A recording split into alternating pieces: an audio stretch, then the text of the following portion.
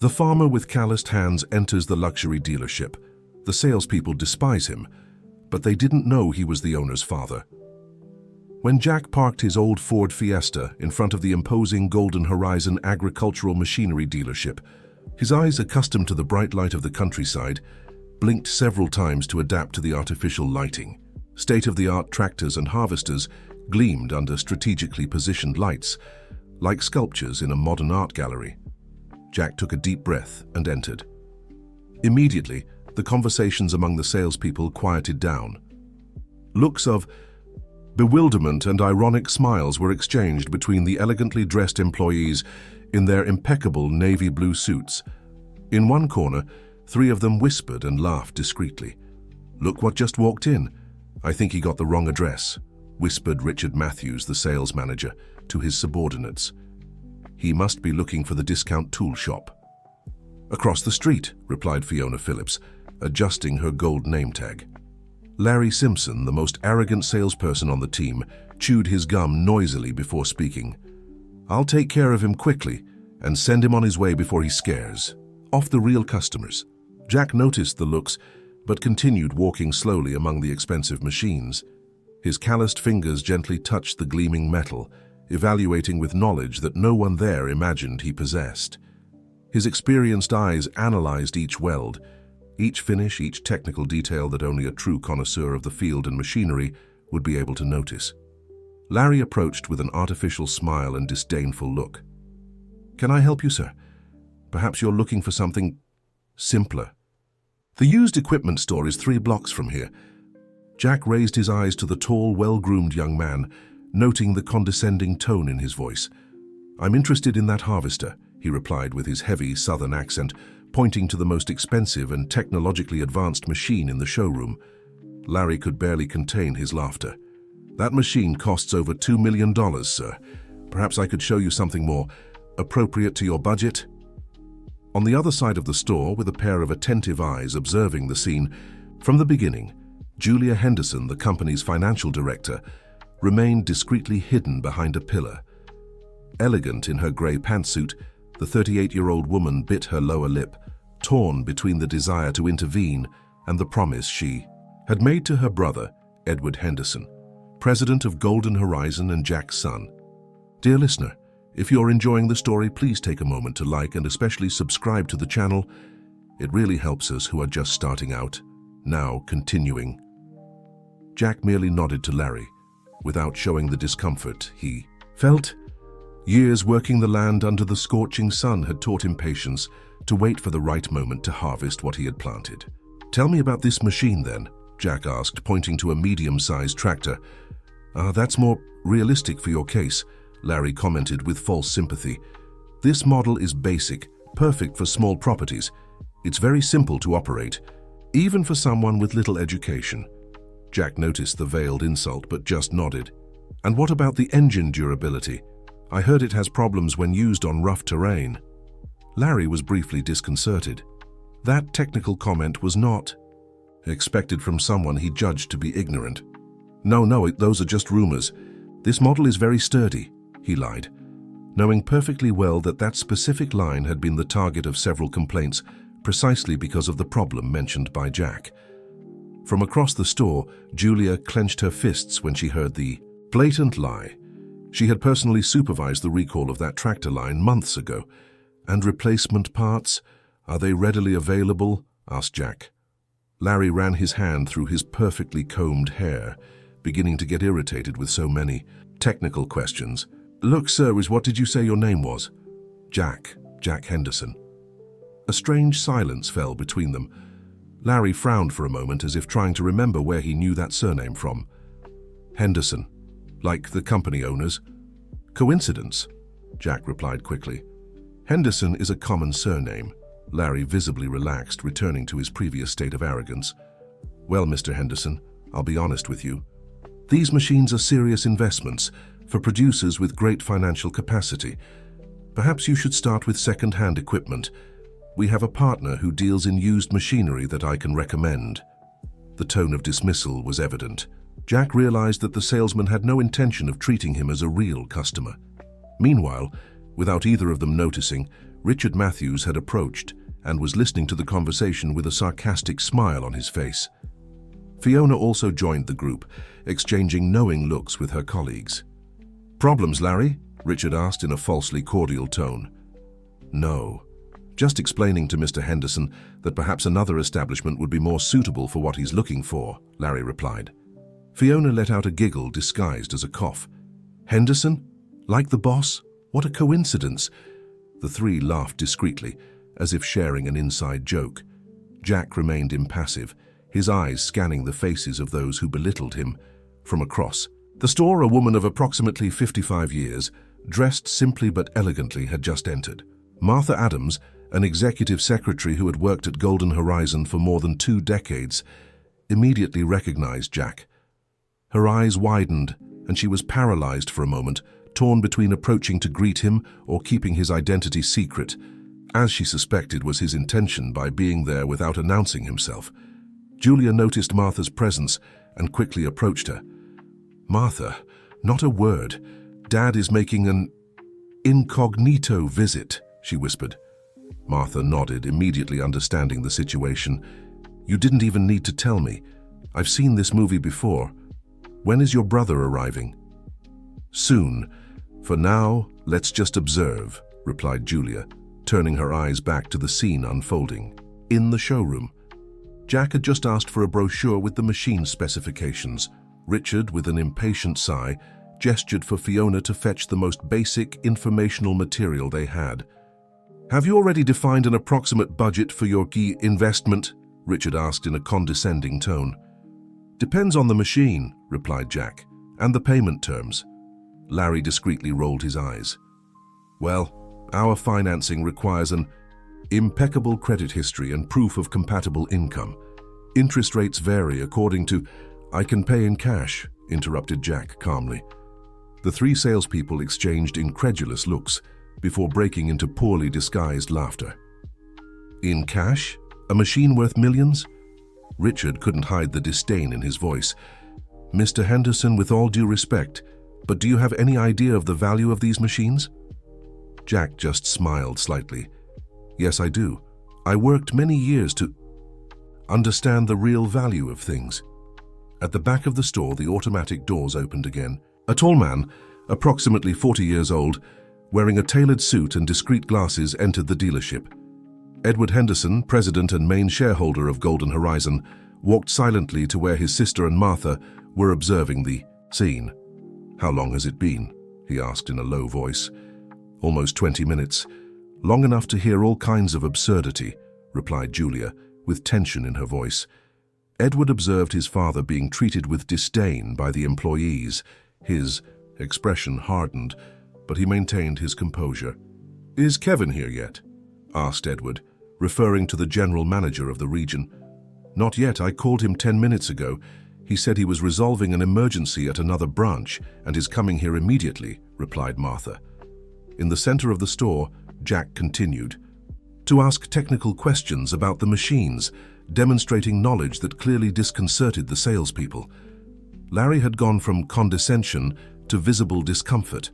Richard was trying to maintain appearances, but his irritation was evident. Fiona, in turn, seemed increasingly uncomfortable with the situation. "You said you have a property in—" Richard tried once more to confirm if that simple man really had the means to purchase anything there. "I have a farm in Oakville, near here.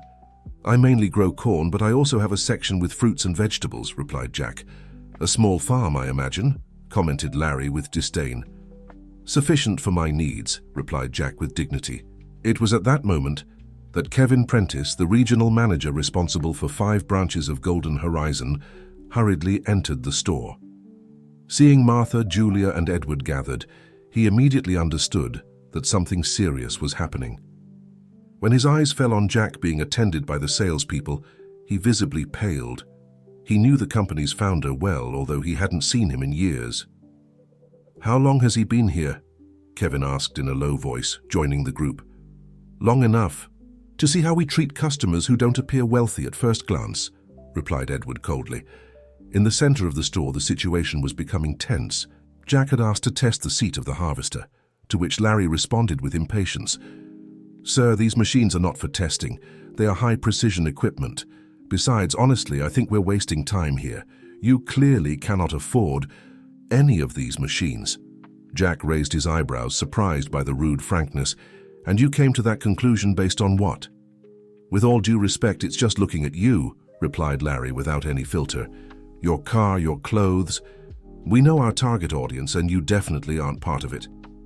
Fiona seemed embarrassed by her colleague's rudeness, but remained silent. Richard, on the other hand, smiled sideways, apparently agreeing with the approach. "I see," said Jack, calmly. "So you judge a customer's purchasing potential by appearance?" "It's not judgment, it's reality," affirmed Richard, crossing his arms. "Golden Horizon serves large and medium-sized rural producers. Our smallest financing starts at half. $1 million. Jack nodded as if he finally understood.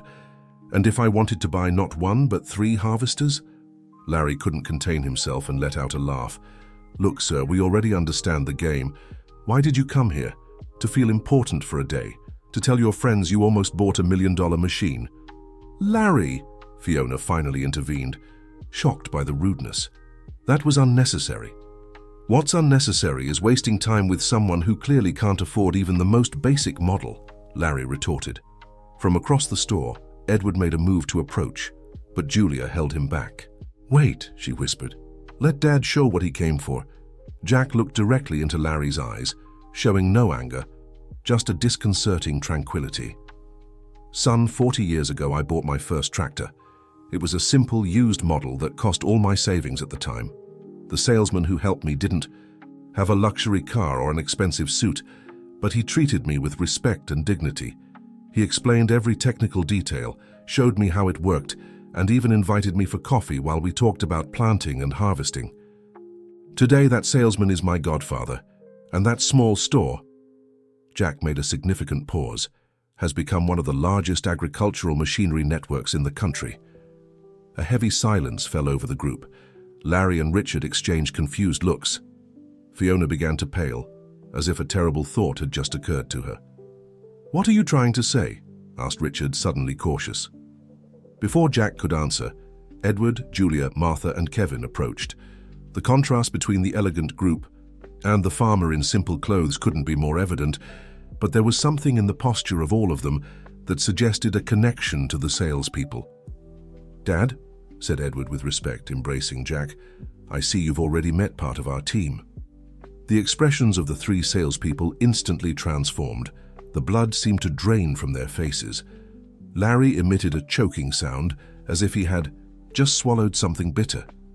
Richard was completely still, like a statue. Fiona put her hands to her mouth, horrified. "Dad?" repeated Larry in a thin voice. "Dear listener, if you're enjoying the story, please take a moment to like, and especially, subscribe to the channel. It really helps us who are just starting out. Now continuing. Jack Henderson," Edward formally introduced, "founder of Golden Horizon and my father. He was making a surprise visit today at my request to evaluate customer service at our branches." The impact of the words was like a physical blow. Richard tried to speak, but only disconnected sounds came from his mouth. Fiona seemed about to faint. Larry, in turn, paled so much that his freckles stood out like spots on his skin. "Mr. Henderson, I didn't know. I would never—" "Larry," stammered. Jack raised his hand, interrupting him. "The problem, young man, is not that you didn't know who I am. The problem is how you treat people you judge not to be important." The silence that followed was deafening. Other employees of the store, who had observed the scene from afar, now approached timidly, curious and apprehensive. "Kevin," called Edward in a firm voice, "gather all employees in the auditorium in 5 minutes.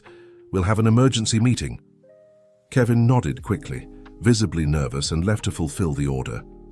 The group of salespeople and other employees began to disperse, leaving Edward, Julia, Martha, and Jack alone in the middle of the showroom. "Did you get the answers you wanted, Dad?" asked Julia, placing her hand on her father's shoulder. Jack nodded slowly with a sad look. "Unfortunately, yes, and you were right, Edward. We have a serious problem here." 20 minutes later, all the employees of the branch were gathered in the auditorium located at the back of the dealership. There were about 30 people, including salespeople, administrative staff, technicians, and support personnel.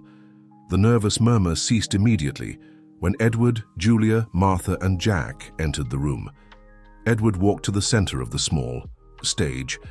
His normally affable face now displayed a rare seriousness. Beside him, Jack remained silent, observing each face in the audience. "Good morning, everyone," began Edward, his firm voice echoing in the silent auditorium. "Today, we had a situation that left me deeply disappointed with this branch.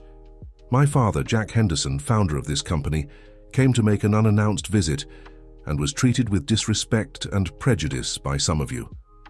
Accusatory looks turned to Larry, Richard, and Fiona, who were sitting together in the first row, visibly embarrassed. Golden Horizon was born from the vision of a man who knew the field, who worked with his own hands, who understood the real needs of farmers, continued Edward, pointing to his father. Jack Henderson started selling used implements in a small store in Springfield. He attended to his customers with respect, knowledge, and dignity, regardless of how they dressed or what car they drove. Julia stepped forward, taking the floor. "Some of you may not know, but before we became Golden Horizon, we were known as Henderson Agricultural. Our first slogan was, 'We treat small farmers like big producers.' It was that respect that made us grow." Jack finally rose from his chair. Despite the simplicity of his clothes, there was a natural dignity in his posture that commanded respect.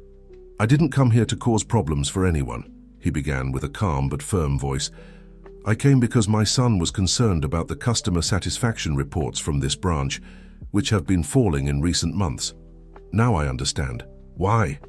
The auditorium remained in absolute silence.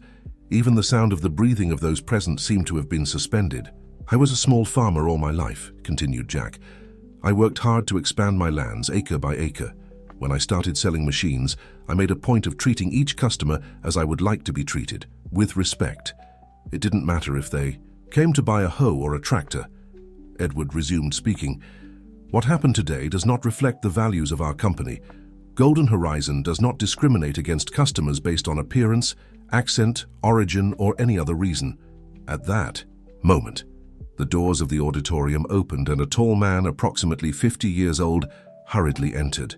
Charles Miller, executive director of Golden Horizon, and Edward's right-hand man for more than 15 years, briefly waved to those present before positioning himself next to Martha.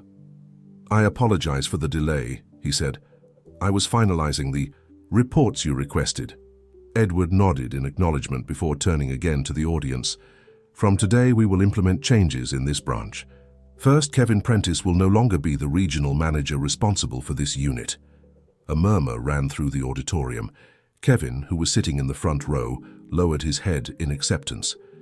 "Charles Miller will temporarily take over the management of this branch until we can find someone aligned with our values," continued Edward. "Additionally, all employees will undergo new training on customer service and professional ethics." Julia stepped forward, holding some sheets of paper. "In the coming days, each of you will undergo an individual evaluation. Those who demonstrate commitment to the company's values will be retained and will have growth opportunities.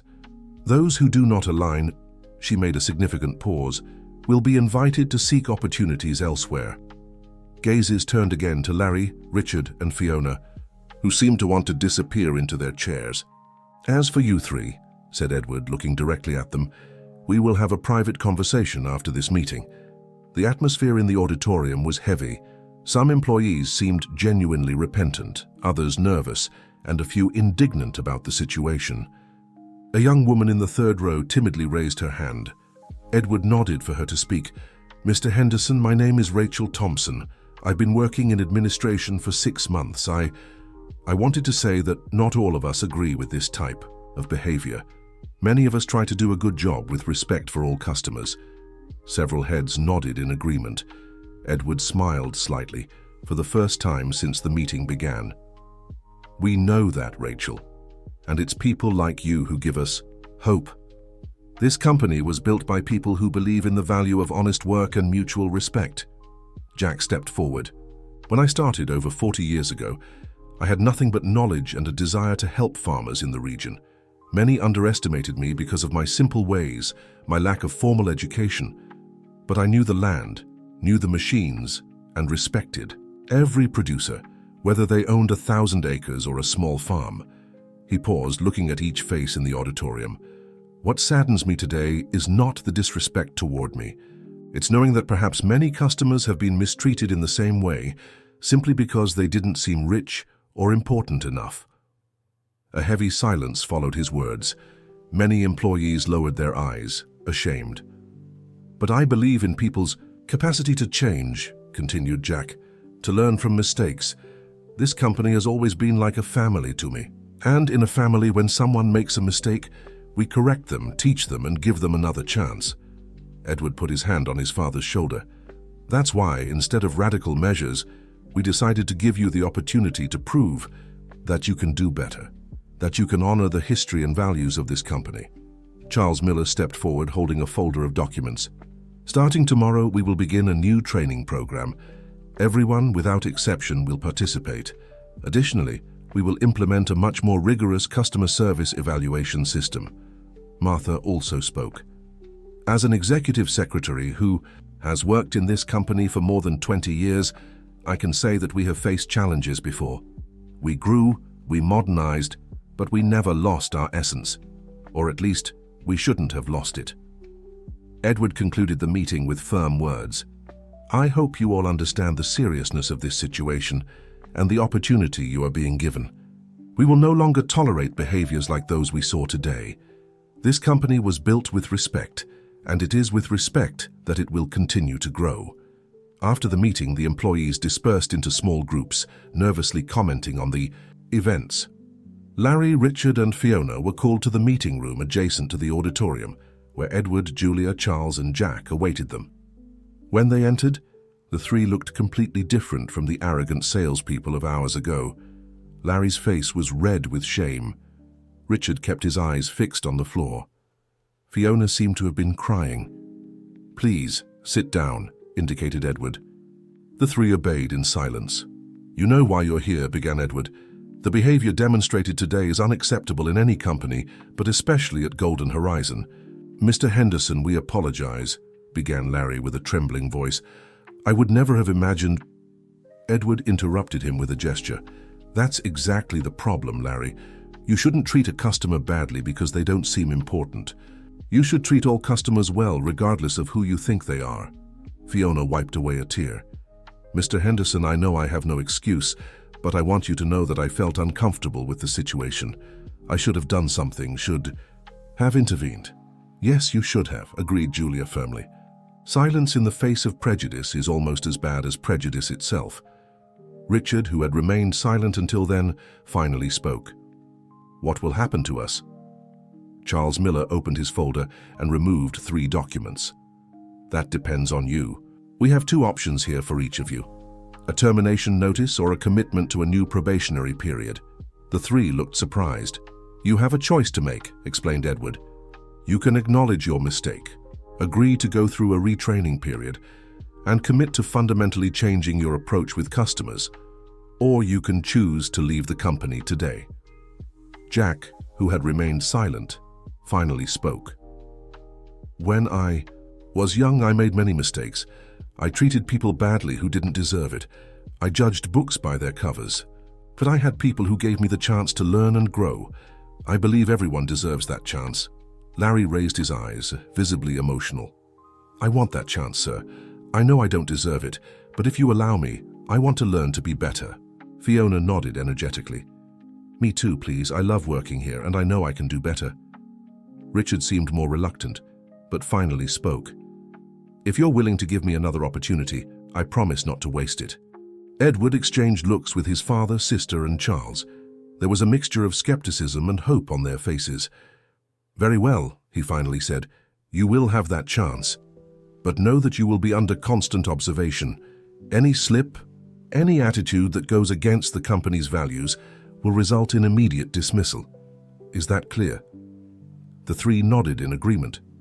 Now, continued Edward, I want each of you to spend a full day with a specific customer that I'm going to assign.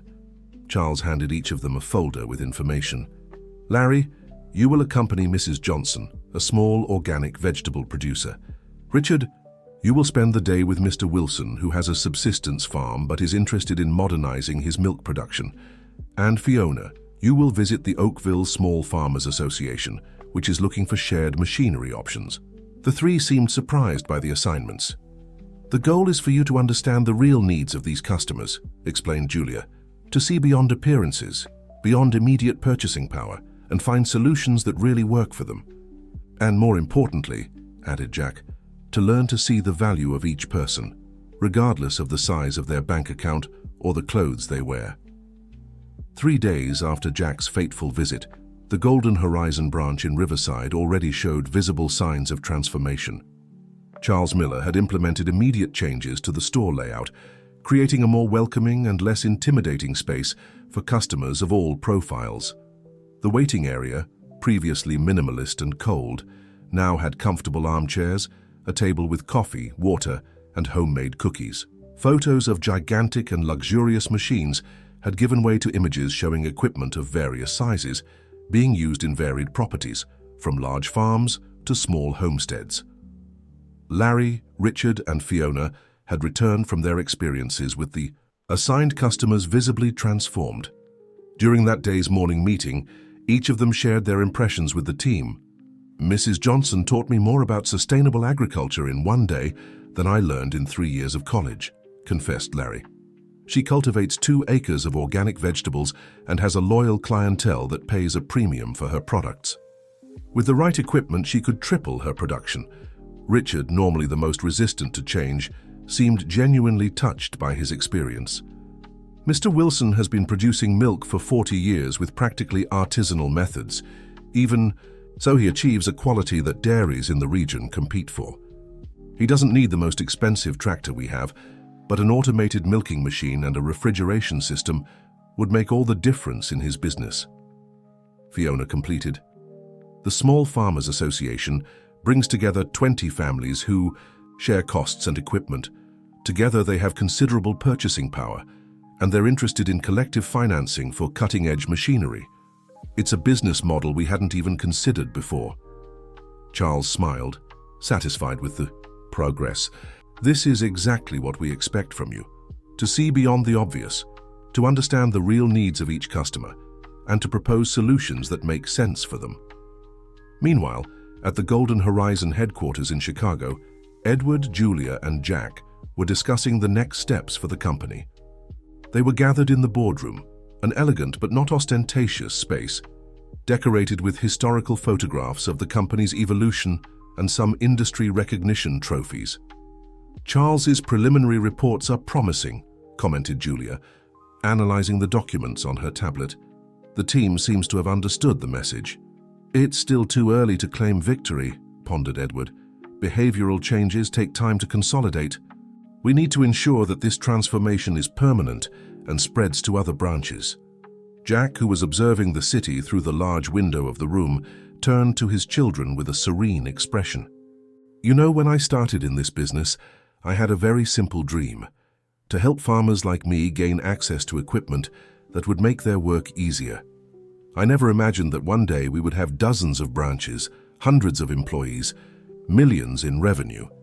Edward and Julia exchanged glances. It was rare to see their father talking about the beginning of the company with such emotion. Henderson Agricultural started in a borrowed barn, continued Jack.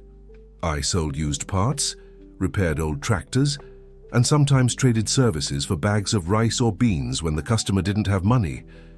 Many people laughed at me, said I would never prosper with this business model. And look where we've come, commented Julia with pride. Yes, but at what cost? Questioned Jack. Seeing those salespeople treating a simple customer that way made me wonder if we didn't lose something important along the way. Edward approached his father, placing his hand on his shoulder. That's why your visit was so important, Dad. It helped us realize that we need to return to our roots, to the values that made this company grow. I've been thinking about something, said Jack, returning to the table and sitting down. A special program for small farmers, something that gives them access to quality equipment with payment terms suited to their reality. Julia smiled. Actually, we were already working on something similar, a collective financing system for producer associations and a line of equipment suitable for smaller properties. "And what do you think about a shared machinery program?" suggested Edward. "Many small producers don't need a tractor all year, only at specific times. We could create a system where several farmers share the use and costs of the equipment." Jack's eyes sparkled. "Like a machinery cooperative. That's a brilliant idea." The conversation was interrupted by Martha, who entered the room after knocking lightly on the door. "Sorry to interrupt, but I think you'll want to see this," she said, handing an envelope to Edward. He opened it and removed several printed sheets. His face lit up as he read the contents. "These are emails from customers of the Riverside branch. Look at this. I was impressed with the change in service. For the first time, I felt truly heard and respected as a rural producer. And this other one, salesperson Larry dedicated an entire afternoon to understand my needs. He found a solution that I didn't even know existed, and that fits perfectly into my budget." Julia picked up another sheet. "And there's more. I always avoided entering Golden Horizon because I thought it was only for big farmers. Today I was attended by Fiona, who patiently explained all the available options, including accessible financing systems." Jack smiled, moved. "It seems our 3 salespeople learned their lesson." "And surprisingly quickly," commented Edward. "Charles mentioned that they have stood out in recent days. Larry, in particular, has demonstrated a special talent for understanding the needs of small producers." "Sometimes people just need a reality check to change their perspective," reflected Julia. Jack agreed.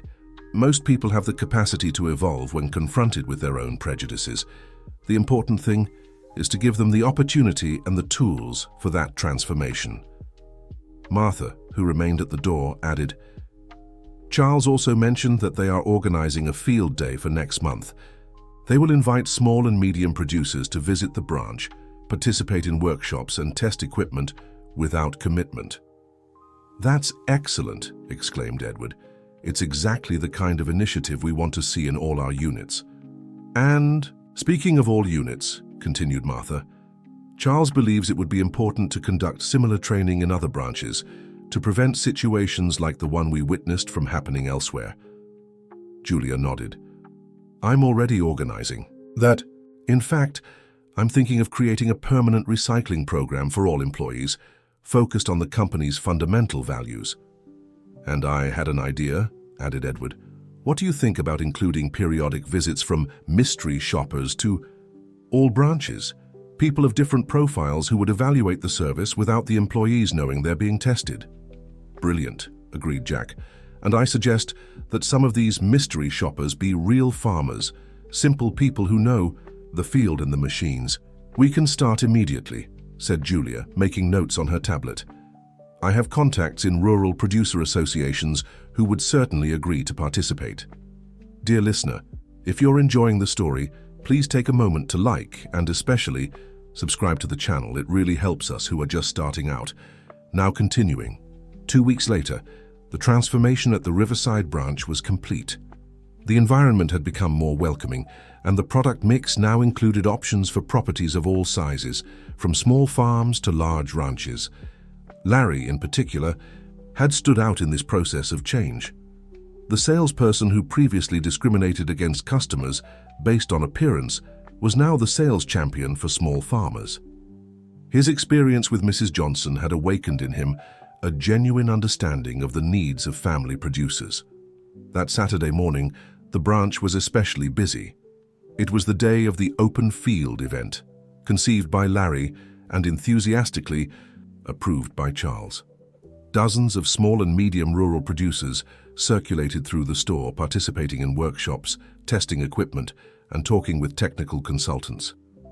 In one corner of the store, Larry was patiently explaining the operation of an automated irrigation system to a group of family farmers. This system can reduce water consumption by up to 40% and increase productivity by about 25%, he explained with genuine enthusiasm. And the best part is that it can be implemented in phases, starting with a relatively small investment and expanding as results appear. The farmers listened attentively, asking technical questions that Larry answered with knowledge and respect. There was no longer that condescending tone or the rush to dispatch customers who didn't seem promising. On the other side of the store, Fiona was leading a workshop on collective financing for producer associations. Richard, in turn, was demonstrating the operation of a small portable milking machine, ideal for milk producers with up to 20 head of cattle. Charles observed everything with satisfaction, making notes for his report. At his side, Rachel, the administrative employee who had spoken up during the meeting, now promoted to customer relationship coordinator, commented, "It's amazing how everything changed in such a short time. It seems like a different company." "Actually," replied Charles, "it's the same company as always. We just recovered our essence, our fundamental values." At that moment, the doors of the store opened, and Edward, Julia, and Jack entered discreetly. They wanted to observe the event without interfering, to see how the team behaved naturally, without the pressure of the management's presence. Jack smiled as he saw Larry patiently and enthusiastically explaining the advantages of an irrigation system to an elderly gentleman who wore a straw hat very similar to his own. "It seems our friend Larry has really changed," he commented. "The sales reports confirm this," replied Julia. "He has specialized in finding solutions for small producers. His sales are not the highest in absolute value, but they have the best conversion rate and the most satisfied customers." Edward nodded, impressed. Sometimes people just need the right opportunity to reveal their true potential. As they walked discreetly through the store, they were surprised by Larry, who spotted them and came to meet them. "Mr. Henderson." "The Hendersons," he corrected himself, nervous. "We didn't know you were coming today." "That was the idea," replied Edward with a smile. "We wanted to see the event happening naturally." Larry swallowed hard. "And what do you think so far?" It was Jack who answered, placing a hand on the young man's shoulder. "I'm impressed, son. You seem like a different person." "I am," admitted Larry with sincerity. "That experience was a wake-up call for me. I had never realized how much prejudice I carried, how I judged people by appearance without even noticing." "The important thing is that you recognized it and changed," said Julia. "Actually," continued Larry, "I wanted to take the opportunity to apologize again, especially to you, Mr. Jack. My behavior was unforgivable." Jack smiled. "You've been forgiven for a long time, young man. What matters is what you do from now on." "And speaking of which," intervened Edward, "Charles told me you have a proposal to expand this event to other branches."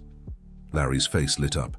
"Yes, we're thinking of creating an itinerant circuit of open field, taking this format to all Golden Horizon branches. The idea is to create a space where small and medium producers can learn, exchange experiences, and get to know solutions adapted to their needs. And we want to include workshops on sustainable cultivation techniques, financial management for small properties, and access to special credit lines," added Fiona, who had approached the group. "It sounds excellent," approved Julia. "Have you thought about including partnerships with local cooperatives and producer associations?" "Yes, we're already in contact with some," replied Richard, joining the conversation. "In fact, Mrs. Johnson and Mr. Wilson are helping us make these connections." Edward looked at his father, who was observing everything with watery eyes. "What do you think, Dad?" Jack took a deep breath before answering. "I think Golden Horizon is returning to its roots, and that makes me very happy." The conversation was interrupted by Charles, who approached with a smile on his face. "Sorry to interrupt, but I think you'll want to see this. We just closed the largest collective contract in the branch's history. The Oakville Small Farmers Association decided to acquire a complete package of shared equipment." Edward's eyes widened. "That association you visited, Fiona?" "Exactly," she replied with pride. 20 producers who, individually, would not be able to acquire advanced machinery, but together form a considerable customer. "And the most interesting thing," added Charles, "is that they chose our company specifically for the service. Apparently, they had already visited other dealerships and were treated with disdain." Jack smiled, satisfied. "That's how you build a lasting business, by treating each customer with respect, regardless of the size of their wallet." The day progressed with great success for the event. Dozens of small producers left the store with solutions suited to their needs, accessible financing proposals, and most importantly, the feeling of having been heard and respected. At the end of the afternoon, when the last customers had departed, Edward gathered the entire team for a brief speech. I want to congratulate each of you on the excellent work today. What I saw here was much more than a successful sales strategy. I saw a team that truly understood the spirit of this company. Charles took the floor. The results speak for themselves. We beat our record for converting visits into business. More importantly, customer satisfaction is at a level we had never achieved before. Julia added, and all this happened because you learned to see the value of each customer, regardless of their appearance or the size of their property. Jack, who had remained silent, finally spoke. When I started this business, over 40 years ago, my biggest concern was that each farmer, from the simplest to the wealthiest, would leave here with the right solution for their needs. Not because it would guarantee more sales, but because I knew from personal experience how much the right machine can transform a rural producer's life. He paused, looking at each face in the room. Today, I saw that same genuine concern in each of you. I saw salespeople who were not just trying to push the most expensive product, but really trying to understand the needs of each customer and offer the best solution for them. Larry, who was standing next to Fiona and Richard, had watery eyes. The transformation he had undergone in recent weeks had been profound and genuine. That's why, continued Jack, I want to thank each of you, not just for today's success, but for showing me that the values that built this company are still alive. Edward smiled at his father before making the final announcement. And it is with great satisfaction that I announce the Open Field program will be implemented in all Golden Horizon branches, and who will lead this national project will be... He made a dramatic pause. Larry, with the support of Fiona and... Richard. The three were dumbfounded. They could never have imagined that after the disastrous episode with Jack, they would not only keep their jobs, but be promoted to a national project. I don't know what to say, stammered Larry. You don't need to say anything, replied Edward. Your actions have already said everything. You three have demonstrated not only that you can change, but that you can lead that change, Julia complimented. You have experienced firsthand the transformation that we want to see throughout the company. There is no one better to lead this process. Charles handed each of them a folder. Here are the preliminary details of the project. You will have autonomy to develop the program with all the support of the board. The meeting was concluded with enthusiastic applause. The employees dispersed, excited about the prospects that were opening up. Larry, Fiona, and Richard remained in the room, still trying to process the news of the promotion. I never imagined that terrible day would end up bringing us here, commented Fiona. It's amazing how life takes turns, agreed Richard. We almost lost our jobs because of our prejudice, and now we're being promoted to teach others not to make the same mistake.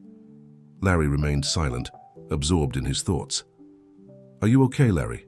Asked Fiona, concerned. I'm thinking about my father, he finally replied. He was a small farmer in rural Kentucky. When I was a child, I saw how he was treated with disdain in agricultural supply stores, in banks, in machinery dealerships. He wore simple clothes, had calloused hands, spoke with a strong accent. Larry paused, visibly emotional. And even so, he managed to send me to college, give me an education he never had. And look what I did. I became exactly the kind of person who belittled him. But you changed, reminded Richard. Yes, I changed. And now I understand that my father, with his simple wisdom and calloused hands, was much more intelligent and dignified than many suited executives I've met. Fiona smiled. I think we've all learned something important in these last few weeks. I always wanted to be successful, make a lot of money, have status. I thought that meant treating the little people with disdain, as if that made me more important. And I thought my value as a salesperson was measured only by the zeros in the final value of the sale, completed Richard. I never really cared about the customer's needs, only about the commission I would earn. The three remained silent for a few moments, reflecting on how much they had changed. You know what's most interesting, commented Larry. I'm selling more now, treating everyone with respect, than when I tried to impress only customers who seemed rich. That's because people can feel when the interest is genuine, said a voice from the door. It was Jack, who had silently returned to the room. Mr. Jack, exclaimed the three, surprised. "Sorry for the intrusion," he said with his simple manner. "I forgot my hat and ended up hearing a bit of your conversation." Larry stood up, still emotional. "Mr. Jack, I will never completely forgive myself for the way I treated you that day." Jack approached, placing his hand on the young man's shoulder. "Son, we all make mistakes. The important thing is to learn from them and move forward. You not only learned, but you're helping others learn too." Turning to the three, he continued, "You know, when I look at you, I see the future of Golden Horizon, a future where we don't lose sight of our roots, our fundamental values, but continue to grow and evolve." "Thank you for the trust," said Richard. "I promise we won't disappoint." I know you won't," smiled Jack. "And now, if you'll excuse me, I need to go. I have a small garden that needs my care." After Jack's departure, the three remained in the room, planning the next steps for the open field project. There was a lot of work ahead, but also a genuine enthusiasm that none of them had felt before in their careers. 6 months later, the transformation at Golden Horizon was evident in all its branches. The open field program had been implemented with great success across the country, bringing the company closer to small and medium rural producers.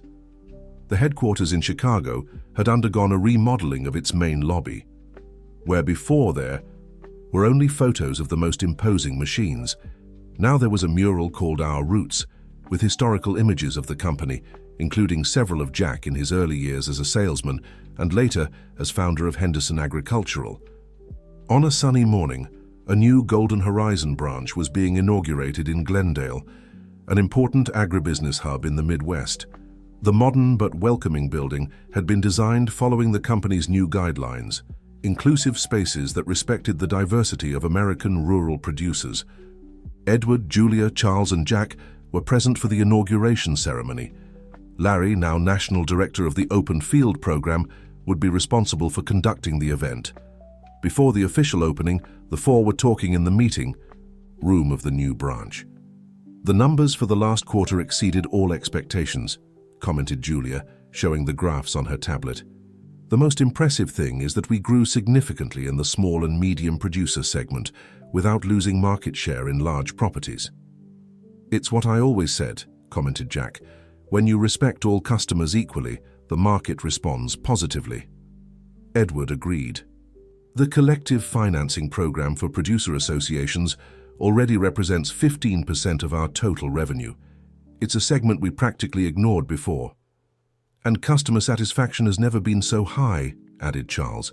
"The rates of loyalty and repurchase have increased in all categories."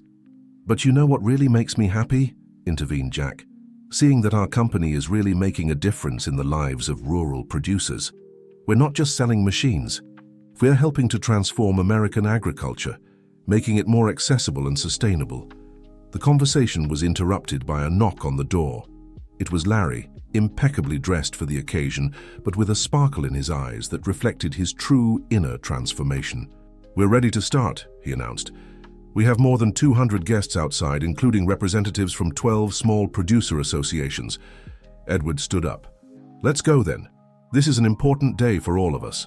The group headed to the external courtyard of the branch, where a stage had been set up.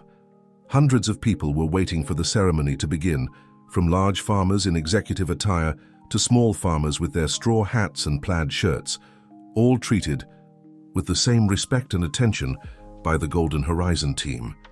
Larry climbed onto the stage and adjusted the microphone. "Good morning, everyone. It is with great honor that I begin the inauguration ceremony of the newest Golden Horizon branch. But before passing the word to our president, I would like to share a story with you." He paused, looking at Jack, who was sitting in the front row. "A little over 6 months ago, a gentleman of simple appearance entered our store in Riverside. He wore modest clothes, had hands calloused by fieldwork, and spoke with a heavy Southern accent. I was the salesperson who attended him that day. And to my eternal shame, I treated him with contempt and arrogance, judging him only by his appearance." A murmur ran through the audience. Some already knew the story, but for many, it was a revelation. What I didn't know was that gentleman was Jack Henderson, founder of this company and father of our current president. He was making an incognito visit to evaluate the store's service. Larry made another pause, visibly moved. I could have been fired that same day. In fact, I expected to be. But instead I received something much more valuable, a life lesson and a second chance. He looked directly at Jack, who was watching him with a serene smile. Mr. Jack taught me that the true value of a person is not in the clothes they wear, the car they drive, or the size of their bank account. It's in their character, in their dignity, in their work. Turning to the audience, he continued, and it is this teaching that now permeates every aspect of Golden Horizon. We are here to serve all American rural producers, from the smallest to the largest, with the same respect and dedication. Warm applause echoed across the courtyard. Edward climbed onto the stage and embraced Larry before taking the microphone. Thank you, Larry, for sharing this very important story. It perfectly summarizes what we are celebrating today, not just the inauguration of a new branch, but the rebirth of Golden Horizon's fundamental values. Edward made a gesture, inviting Jack to come up on stage. The elderly man advanced with slow but firm steps, receiving a standing ovation from all present. My father, Jack Henderson, started this company with a simple dream: to provide quality equipment at fair prices for American farmers. Over the years, we grew, we modernized, we became market leaders. But at some point along the way, we ran the risk of losing sight of what really matters. Jack took the microphone, his calm but firm voice echoing across the space. When I started, I had nothing but knowledge about the land and a genuine desire to help other farmers like me. I had no formal education, no capital, no connections, but I had something I consider more valuable: respect for every rural producer, regardless of the size of their property. He looked at the diverse audience, where small farmers and large landowners were gathered in harmony. American agriculture is made of diversity. From family settlements to large mechanized properties, each producer has their value, their importance, their dignity, and each deserves to be treated with the same respect. Jack paused, his eyes shining with contained emotion. 6 months ago, I had a painful but necessary experience. I saw how a simple customer could be treated in our own company. That deeply saddened me, but it also served as a warning, a call to return to our roots. Turning to Larry, he continued, and the most incredible thing is how people can change, grow, evolve. The young man who treated me with disdain that day is here today, leading a national program that has already transformed the lives of thousands of small producers. Spontaneous applause erupted again. Larry lowered his head in a gesture of genuine humility. This new branch that we inaugurate today is a symbol of our renewed commitment. Here everyone will be welcome, from the family farmer to the large producer, from the beginner to the experienced, from the young to the elderly, because at Golden Horizon, we believe that respect is the foundation of any lasting relationship. Julia climbed onto the stage to join her father and brother. The three, side by side, represented the continuity of that family legacy that had been transformed into one of the largest companies in American agribusiness. And to symbolize this moment, she said, we have invited representatives from various small producer associations for a symbolic gesture. 12 people, men and women of different ages and backgrounds, climbed onto the stage. Each carried a seedling of a native tree. These seedlings will be planted in the garden of this branch as a permanent reminder of our roots, of our fundamental values. Each represents a segment of American agriculture, from family farming to large-scale production, all equally important, all deserving the same respect. In a moving ceremony, the seedlings were planted in a specially prepared space in front of the branch. Jack, Edward, and Julia actively participated, helping with the planting, talking with the producers, listening to their stories and needs. After the ceremony, a welcoming lunch was served. Jack, seated at a table with Edward and Julia, observed with satisfaction the diversity of people gathered harmoniously. Large farmers talking with small farmers, agricultural technicians exchanging experiences with agronomists from cooperatives, salespeople interacting respectfully with all types of customers. It was worth it, he commented. All the difficulties, all the challenges, all the sleepless nights thinking about the future of the company, It was worth it to reach this moment. "Dad," said Julia, holding his hand, "you built much more than a company. You built a legacy." "A legacy that we will continue to honor," added Edward. "This is just the beginning of a new phase for Golden Horizon."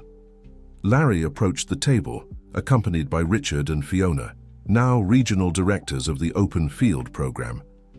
"Mr. Jack, we wanted to thank you personally," said Larry, "not just for the second chance you gave us, but for teaching us the true meaning of respect and dignity." Jack smiled, standing up to embrace the three. "You learned the most important lesson I could teach, that each person deserves to be treated with respect, regardless of who they are or what they own."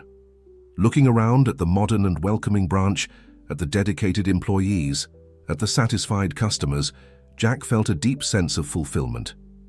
"You know," he said, "when I started selling used parts in that small barn in Springfield, I never imagined we would come so far. But I always believed that if we treated each customer with honesty and respect, success would come naturally." Edward smiled at his father. "And you were right.